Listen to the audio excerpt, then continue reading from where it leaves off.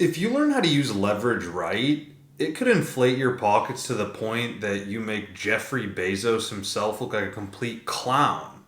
But if you don't use it correctly, it could actually rip every penny you've ever had straight from your pockets and leave you in a cardboard box on the side of the road. All right, I'm just kidding. I like being a little extreme, just try to get some laughs. Hopefully that was funny. But it is true, it definitely can be an instrumental part of you building serious wealth, but it can also be risky, and if not used properly, it can result in a bankruptcy or you losing all your money. So, all I ask is that you subscribe to the channel. It's free, easy, and it really helps me out, and I'm going to explain this for you. What leverage basically is just the use of loans in order to help you make more money. A lot of people hear loans and it makes them think of debt, which it is. Taking out loans is going to leave you with debt, but it's important to remember that there's good debt and bad debt. Bad debt would be like consumer debt, like you bought a car that you really couldn't afford and you're making payments on it. That is bad debt. Good debt could be, what we're going to talk about today, like using leverage to buy an investment property, using a loan that's going to help your business make more money as long as you're able to pay it back. Okay, so I drew up this little super oversimplified whiteboard example to kind of compare, buying rental properties without leverage versus using leverage. So for the first scenario where you're not using leverage, let's say you have $100,000 to invest, which would mean that if you're going to pay cash for a house, you can buy one house that's worth $100,000 that will have no loan on it. One of the perks of this method is that you're not going to have any mortgage. So your monthly expenses for owning that rental property are going to be much lower than they would be on the leverage side. So you'll actually probably see a decent amount of income from this. It'll just be your rent minus property taxes, home insurance, and maintenance and vacancy as well. So sounds like a lot of stuff, but it would still leave you with a lot more income on a month-to-month basis if you were to do this method because there would be no mortgage. Now let's say this property appreciates at 3% a year and the holding length is going to be 30 years. So after 30 years of appreciating 3%, this property would be worth $242,726.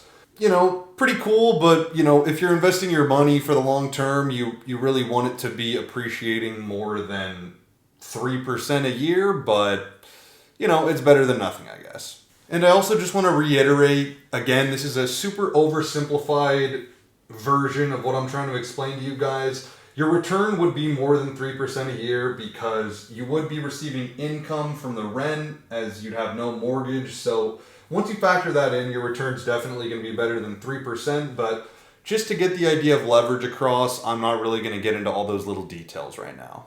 All right, now we're going to look at this same person and say that they decided to use leverage rather than paying cash for their rental property. So this person, in theory, could put 20% down on 5 houses that are worth $100,000 using 30-year loans rather than just buying the one property with cash. All right, next, so if everything goes to this person's plan, the tenants should cover the full mortgage. So even though you're taking out all that debt, if you buy the right properties, the rent you receive should be able to cover all of your loan costs, all of your maintenance. So it's essentially, again, if it goes to plan, you put the 100K into 5 different houses and they would essentially pay themselves off using the rent from the tenants.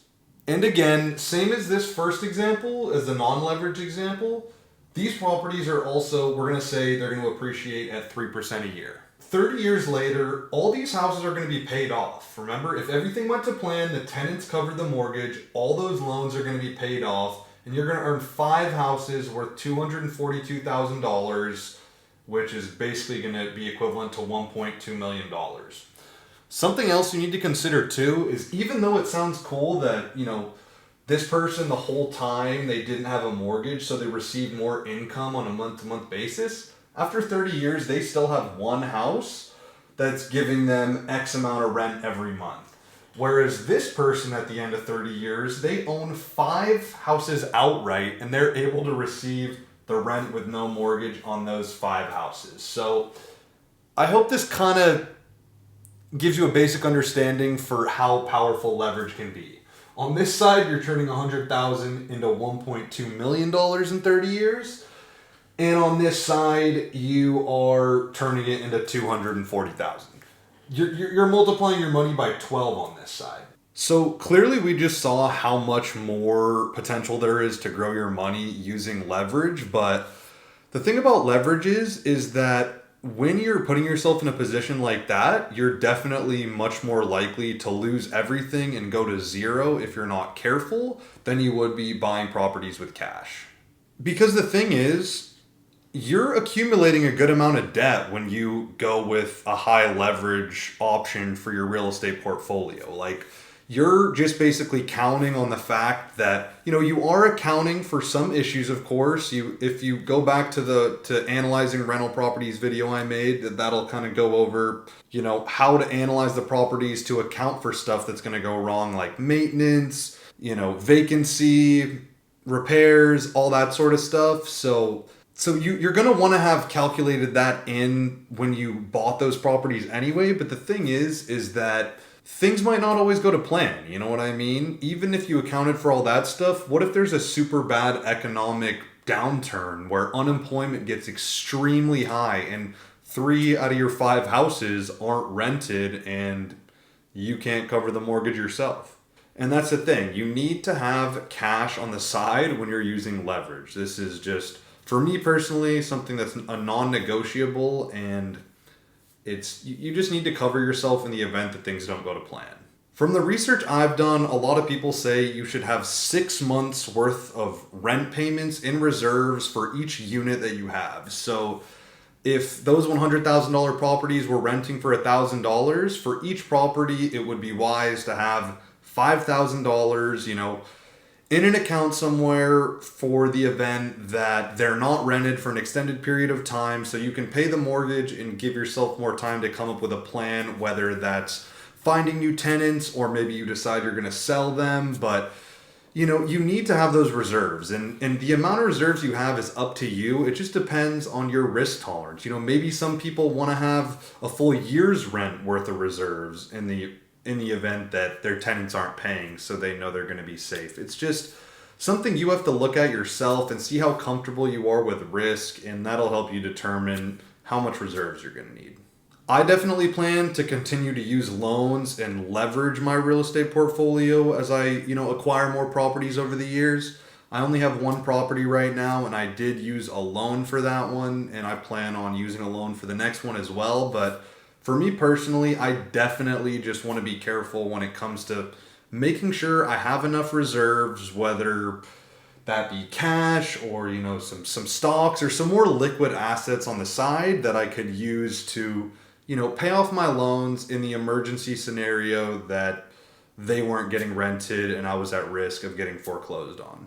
You're going to have some financial advisors, finance gurus, a lot of the big respected names out there that say, don't use leverage at all. Debt is bad under any circumstance. An example of this would be Dave Ramsey, if you know who he is. He is completely anti-debt, doesn't care at all, no exceptions, debt is bad.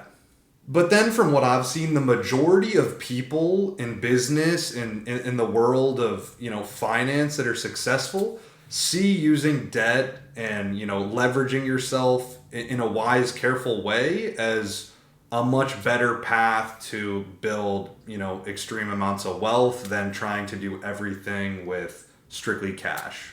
It just depends. Are you willing to take on more risk for a probability of reaching a much higher goal? Or are you somebody that would rather have a more guaranteed outcome of a humble return where you just use cash and don't expose yourself to that much risk?